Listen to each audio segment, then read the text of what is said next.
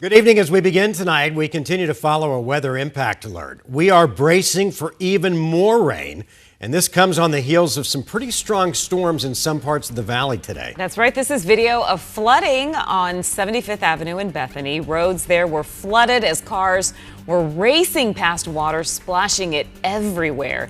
And then today in the West Valley, it was a soggy lunchtime commute. Take a look at that video there. This is from the Goodyear area on the I-10 and Bullard at about 1 o'clock, showing some very heavy rain coming down. Welcome to 12 News at 10, everyone. I'm Mark Curtis. And I'm Kadima Devine. Today, the valley saw some pop-up showers, and we're expecting to see some more later on tonight. Meteorologist Lindsay Riley is joining us now with our weather impact forecast. And Lindsay, what are you seeing on the radar tonight? Things are pretty quiet in the valley right now. We do have a couple showers and storms, but overall the coverage will be going up during the overnight. So here's the big picture right now. You can see the whole East Valley is in the clear. We did have one lone cell work through the Peoria area and a few rain showers out near Buckeye, as well as the White Tanks. This is not severe, but it's approaching the 303 and it'll push past Lake Pleasant over the next 45 minutes or so. Pretty quick moving storm.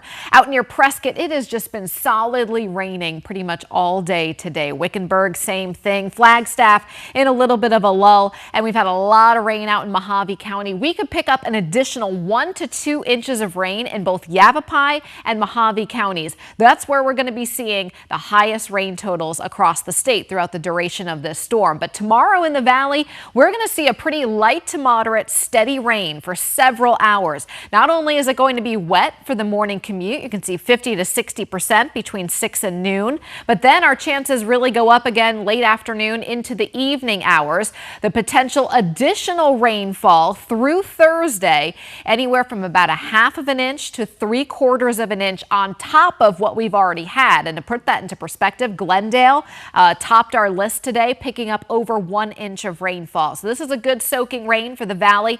Here's the hour by hour tomorrow. A wet morning commute and cool. It's only going to be 59 at 8 a.m. Temperatures staying in the low 60s pretty much all day. A steady light rain expected during the afternoon, but our chances for thunderstorms tomorrow are going down. Caribe? All right, Lindsay, thank you. Developing tonight, one person is dead after a fiery crash in Buckeye. It happened just after 5 o'clock, and crews are still out on the scene. Now, this is all happening near Thomas and 303rd Avenue, where we find 12 News journalist Bianca Bono. And Bianca, do we know what happened? Well, officials tell us this was a single vehicle crash, but the single vehicle was a Tesla. So because of the lithium ion battery, the fire was very difficult to put out. A Tesla engulfed in flames after crashing in Buckeye near the Tartesso neighborhood at Thomas Road and 303rd Avenue. My husband just got home and we heard some noises. It's been raining outside, so we thought it was just thunder. It's unclear what caused the single vehicle crash, but it happened off a dirt road directly adjacent to Alyssa Bush's street. Only realizing what was going on when she got this frantic knock on the door from a person trying to help.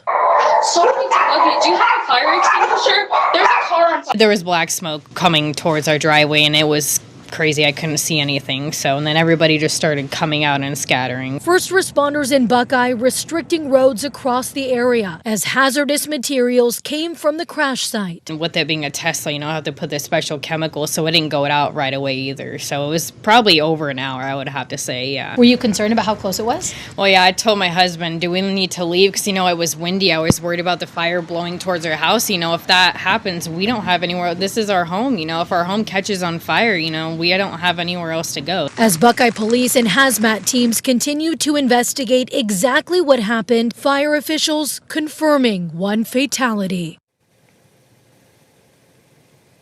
And police tell us due to the hazardous materials involved in this incident, they are still waiting on additional hazmat crews to arrive at this late hour. Once that happens, investigators should be able to access the scene. They still have not been able to identify the person who lost their life. We're live in Buckeye tonight. Bianca Bono, 12 News. All right, Bianca, thanks. Mesa police have made an arrest in a deadly stabbing that happened back in September. 30-year-old Robert Castillo has been charged with second-degree murder. According to court documents, he stabbed a man near Main Street in Stapley.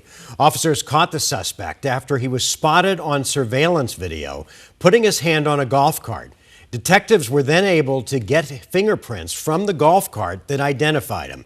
Tonight, he's being held on $1 million bond. New tonight, Surprise Fire are providing some new details about a house fire overnight.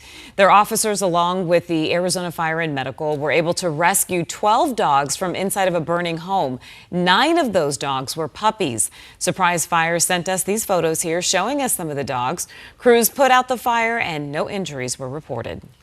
Tonight, the opportunity to speak out at Fountain Hills Town Council meeting has been eliminated. The council voted 5-2 to no longer have a call to the public to avoid claims of wrongdoing. 12 News journalist Gabriella Becerra is live at Fountain Hills with where the proposal stands tonight. Gabby?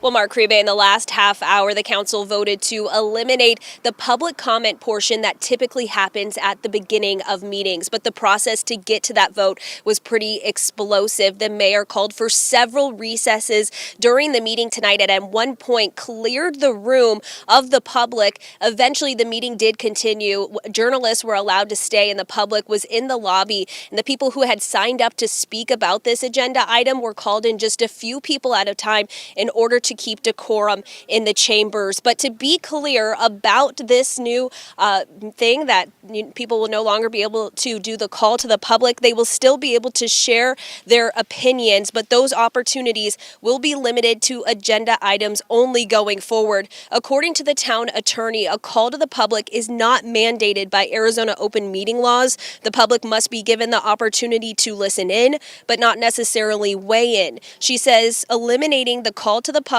and the opportunity for council members to freely speak at the beginning of meetings will balance First Amendment rights and the threat of lawsuits. Now, this comes after one resident accused the town of violating the United States and Arizona constitutions at the September 16th meeting. Bethany Kolb delivered a notice of claim alleging the mayor allowed for council members and members of the public to eulogize Charlie Kirk, engage in proselytizing, and promote Christianity. I spoke with Kolb at the meeting today as the public was being escorted out of the room, and she tells me she doesn't want the call to public to be eliminated. She wanted discussion in the council chambers to be limited to only town business. It's absolutely wrong because under the rules of procedure, which are uniformly applied, you can't go to the podium and start talking about Jesus and talking about salvation because that is not within the jurisdiction of the town council. And again, members of the public were allowed to weigh in on this agenda item. And the people who did speak out during that time, most of them were against eliminating the call to the public. It's going to stifle your voice, stifle your representation. It's going to hold us less accountable because we won't have to sit here and listen to you when we make mistakes. Mayor Jerry Friedel refuted that statement that was said just then, saying that residents will still be allowed to comment on issues during agenda items or reach out to the council members directly by their phone, email, and social media. But the town attorney says this move to eliminate the call to the public is not an admission of wrongdoing when it comes to this specific notice of claim. The final call to the public just happened moments ago, and it will not happen going forward. Live in Fountain Hills, Gabriella Becerra, 12 News. All right, Gabby, thanks. Tonight, a West Phoenix neighborhood is on edge after a man confessed to killing his girlfriend and then driving her body to a police station. At around 5 o'clock this morning, police say the suspect told officers that he brought his girlfriend's dead body to the Phoenix police station in Maryville in the back of his truck. Police say the man told the officers he killed her at a home near 71st Avenue in Virginia. For people living nearby, the thought of a murder taking place next door is unsettling. I never really would have expected something like this to happen around here. It just seems very keep to yourself and everybody just sticks to what they do. It makes me a little curious and a little bit scared, but I thankfully have security in order to help out with that and alarm systems. So far, Phoenix police have not released the name of the suspect or the victim. The Cochise County Sheriff's Office is trying to keep an eye on the border fence for hours on end using a drone. The Sheriff's Office has been working with a company called Dragonfly to build a drone that can interpret a person on camera or on infrared and even direct law enforcement to them. But some experts are worried about the idea of a drone flying over people's homes 17 hours a day. Actually, the privacy and civil liberties and human rights of people who live at the border is the cost that people pay for this technology. The Sheriff's Department says that they need these drones as they're still seeing border crossings happen every day. These drones will cost a lot of money. They don't have a price tag for them yet, but they're planning on launching a pilot program first. Tomorrow will be the last public meeting ahead of the possible closure of several elementary schools in the Kyrene School District. Right now, that district, like several others in the state, is grappling with tough choices as enrollment continues to decline. District leaders are considering a plan that could close up to 9 schools. The final meeting will be at Kyrene Apprende Middle School tomorrow night at 6. The district is expected to present a final plan December 2nd, with a board vote coming up December 16th.